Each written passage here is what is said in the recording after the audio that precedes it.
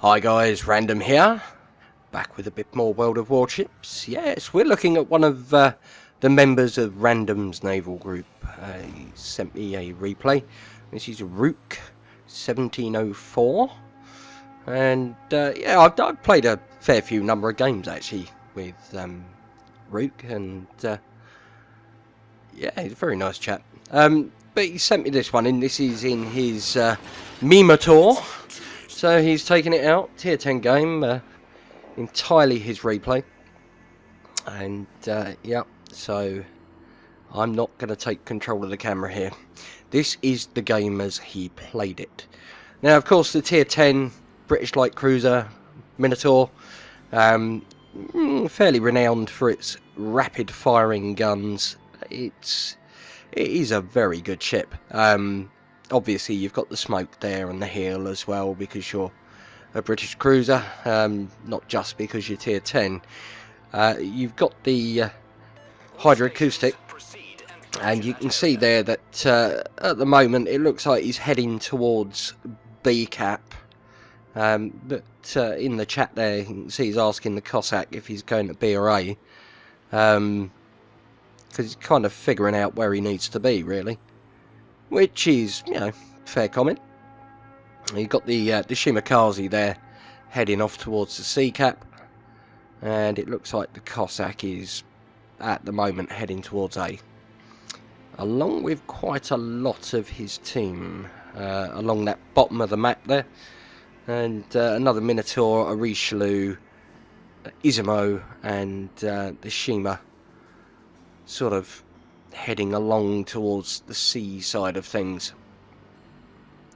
So nothing spotted as yet, and he's kind of looking around. He's waiting for something to pop up. That Shima is in the C cap, but the C cap is already being capped by the enemy team, as is the B cap. So that's not good. Right, well, it looks like he's found his island waifu and is, yeah, positioning himself behind here. Kind of case of having to, really, in these light cruisers. You may have phenomenal DPM, but your armour, yeah, it's not as phenomenal. So, okay, so pops his smoke, gives himself a nice little cloud there, and you can see that he's using the map there. You can see the enemy destroyer, the Harakaze, was in B, and it would have had line of sight on him had he fired his guns. So yeah, it's an intelligent use of smoke there, even though you might be thinking, well, he's behind an island, but yeah, I can see why he would have triggered that. So this is pretty standard cruiser gameplay. You know, once you found your island waifu, you kind of settle in and fire over the top, and it looks like we're going for the Harakaze there. Yeah, it's got the hydro going. Triggered that, I imagine, just to see if the Harakaze was launching any torps in his direction. And he puts a spread out there, but it's not needed. The Cleveland finishes off the Harakaze nicely. So, yep, first blood to Rook's team, and that is working out well. One less destroyer to worry about. Now, the second destroyer so far has not been spotted, but it's pretty safe to say that it's in C somewhere. So we've got the old currywurst coming around here, the old grocer Kurfürst. It's, yeah, little bits of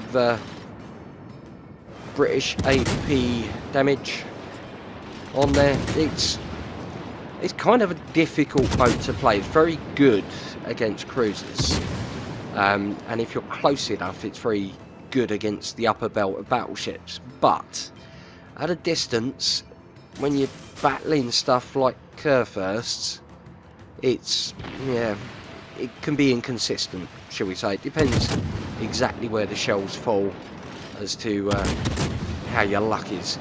So you see there, it's got some superstructure damage there, 2,112 that was, but it's, yeah, that was only 1,056, so it's kind of tricky getting that lined up and making sure that you do get some sort of consistent damage.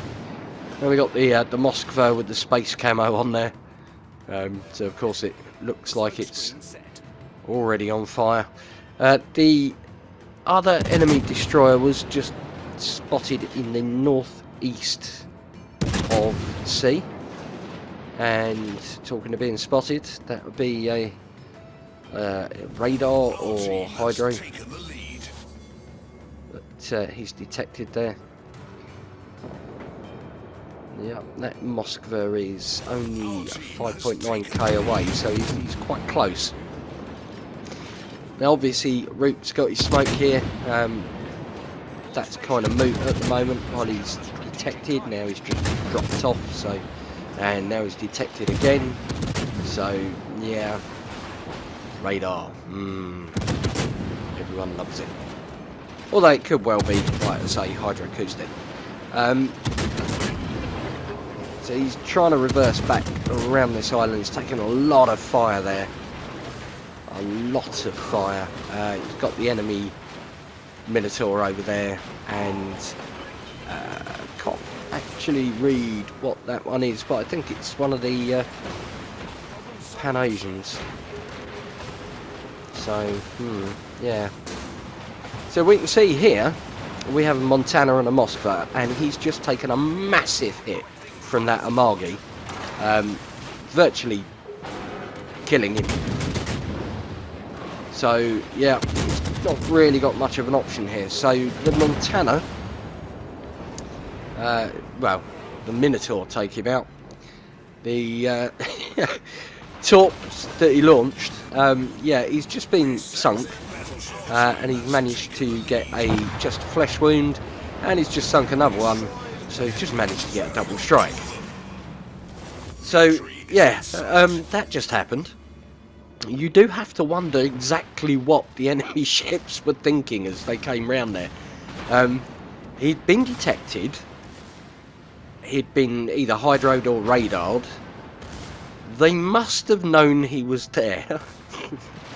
And they came round the corner, drove into each other, and then ate all his torps. Well done, yes. You know, the British Navy thanks you for your effort. Oh dear, when I watched that for the first time, I was, yeah, I'm absolutely crying with laughter. Luckily enough, he did also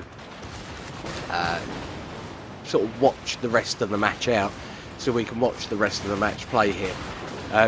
So the Richelieu's there, gets rid of the Missouri. Okay, so we've got the Minotaur over there in that smoke there. Yeah, that destroyer just popped up again. What is it? Oh, Haragumo. Okay, so fair enough. Not Pan-Asian, it's just Asian. So yeah, thank you ever so much for the XP, much appreciated, Montana and Moscow, but, you know, your reward will be in port. So the Montana takes out the Ibuki. We don't have a lot left there. That Amagi just got a huge hit into that Richelieu. Richelieu's now angling against him. So, yeah, you need to bear in mind that that's going to be the Haragumo in there. In that smoke screen, there's the Minotaur. Got a good hit on the Minotaur.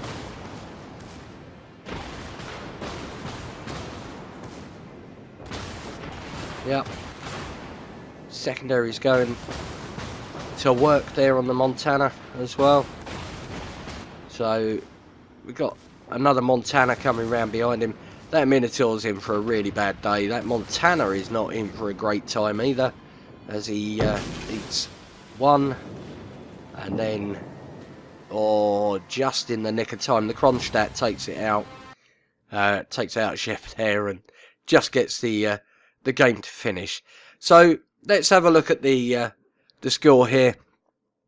We've got 116,455 damage, 79 target hits, 7 torpedo hits, 1 plane shot down, 2 boats sunk, 6 floods, 1 defend ribbon, and 2 spotted ribbons, giving him a total of 297,561 credits, 4,681 XP, and 235 free XP. Of course, we got 2 dev strikes. You know, it's just like, boom, yes, double. Oh dear, that's just, sorry, I'm just chuckling because it was funny. So yeah, so you got a double strike, couple of devastating strikes, I think, and yeah, I don't know, just awesome, really, really good. So yeah, there's the team score there for you as well, and it was really quite interesting. You see, he came second there. Base XP of 1,614, which is quite respectable indeed. So I hope you enjoyed that, guys. If you did, don't forget to leave a like. If you're new to the channel, then why not subscribe? And yeah, drop me a comment if you've got a replay you'd like me to feature on the channel. Then yeah, you can either get hold of me and tweet me at randomhato on Twitter, or randomhato@googlemail.com to send your replay in. Don't forget to include the screenshots of the end screens and a little bit of a description of what it is. Anyway, I think that's more than enough from me for now. So, thank you ever so much for watching. But for now, it's Captain Random signing off, saying take care, and I'll see you again in the next one.